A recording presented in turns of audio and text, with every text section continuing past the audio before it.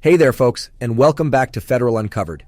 In this video, I'll be giving you a demonstration of both special agents and uniformed officers, breaking down their roles and responsibilities and what path should you take. By the end of this video, you'll have a clear picture of which path might be more suitable for you. So, whether you're a job seeker exploring federal opportunities or just curious about what these roles involve, stick around, as we are going to explore the ins and outs of these careers, helping you make an informed decision and guiding you towards a good federal career. So, let's dive right in. So in this slide, we are going to cover special agents. This part will serve as a quick overview, just so you can get a sense of what they do. Special agents, designated under the 1811 job series, play a pivotal role in federal law enforcement. They're the individuals you often see at the forefront of high-stakes investigations and enforcement actions within federal agencies. Many special agents serve in some of the most well-known federal law enforcement agencies, including FBI, DEA, ATF, and many other agencies. Now, what sets 1811 special agents apart is their multifaceted role. Their main responsibilities are centered around conducting thorough criminal investigations, gathering crucial evidence, and making arrests when necessary, but it doesn't stop there.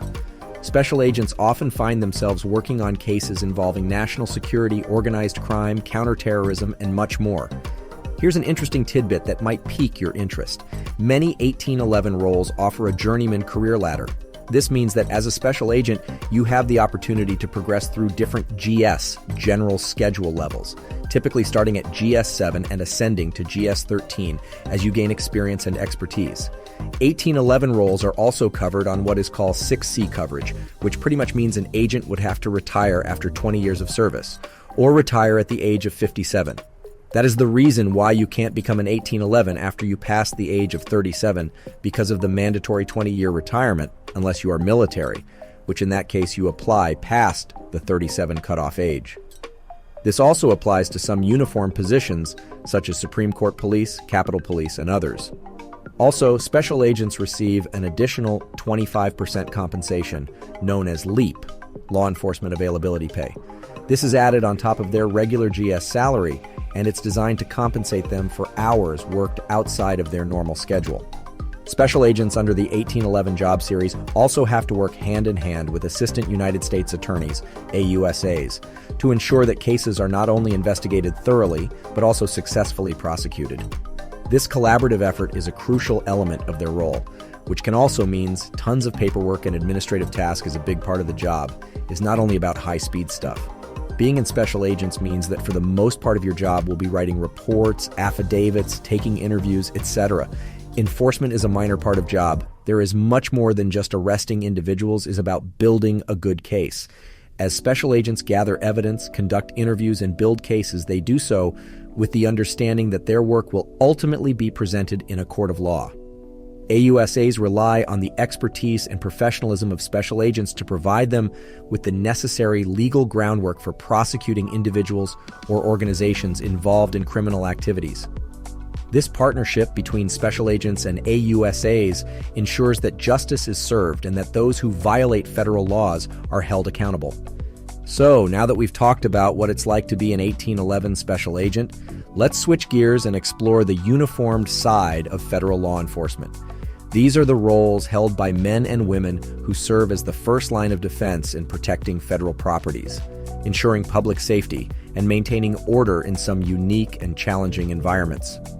Uniformed federal officers are the backbone of agencies like U.S. Customs and Border Protection, CBP, the United States Park Police, and the Federal Protective Service, FPS. While they may not be out there conducting investigations like special agents, their roles are distinct and can vary depending on where they're stationed. Take, for instance, Customs and Border Protection officers. They don't investigate crimes in the same way 1811 special agents do. Instead, they focus on international entry points to the United States, such as airports, seaports, and land entry ports along the southwest border. Their primary mission is to detect and prevent contraband and unauthorized individuals from entering the United States.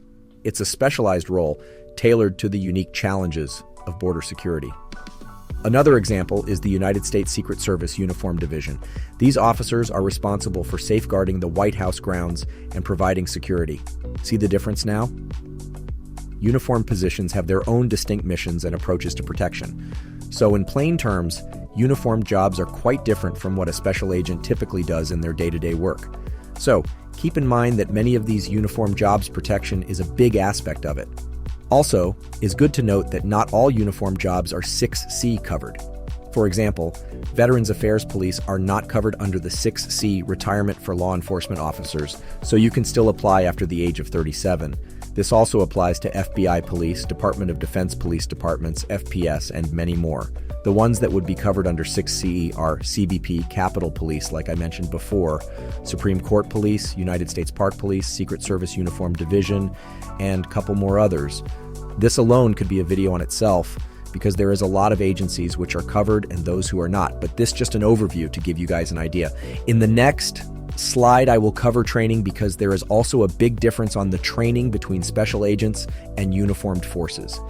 All right, folks, let's dive into the training that future special agents go through, known as the Criminal Investigator Training Program, or CITP. This program is like the boot camp for criminal investigators, and it's designed to make sure they're fully prepared for the complex and challenging world of federal criminal investigations. Now, what's cool about CITP is that it's not specific to any one agency. It's all about giving investigators a common set of skills and knowledge they'll need no matter where they end up working.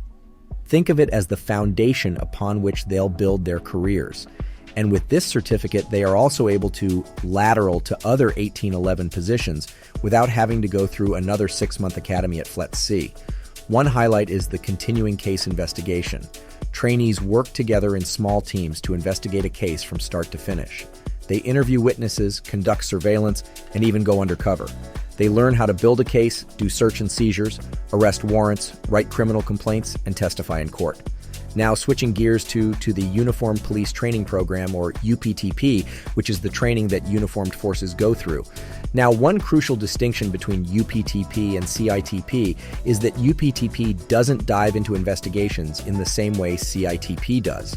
While CITP prepares special agents for in-depth criminal investigations, UPTP focuses more on the foundational aspects of law enforcement. In other words, while CITP trainees learn to conduct investigations, gather evidence, and build cases, UPTP trainees are honing their skills for duties that are more oriented towards uniformed and public-facing roles.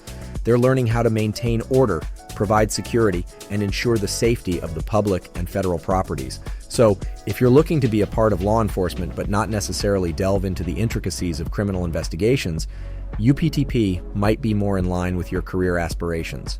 It's a different path within federal law enforcement that still plays a crucial role in keeping our nation secure. Before we wrap things up, let me share a personal perspective.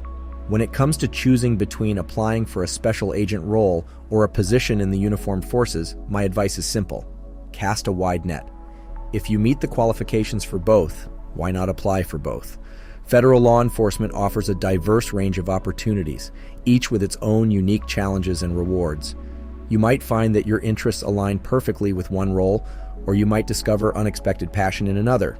Remember, landing that first federal job can be competitive, so if you receive an offer, I'd recommend giving it a shot. Gain that valuable experience, learn the ropes, and if down the road you find that being a special agent is your true calling, keep applying for those roles. Your journey in federal law enforcement can take many paths, and sometimes the best way to find your ideal fit is by experiencing a variety of roles. So, whether you're leaning towards special agent or uniformed forces positions, my advice is this: keep your options open, embrace new opportunities, and follow your passion. After all, a career in federal law enforcement is all about making a difference and serving your country no matter which path you choose. And not only that, circumstances also changes depending on your family responsibilities, obligations, and other aspects. One position would fit better than the other, but definitely cast a wide net and take what you can get. And with talk, folks, this is the end of the video. I hope you have found this video helpful and with a better understanding of both roles. Any questions, please leave them down below in the comment section and I will do my best to try to help. Good luck and stay safe.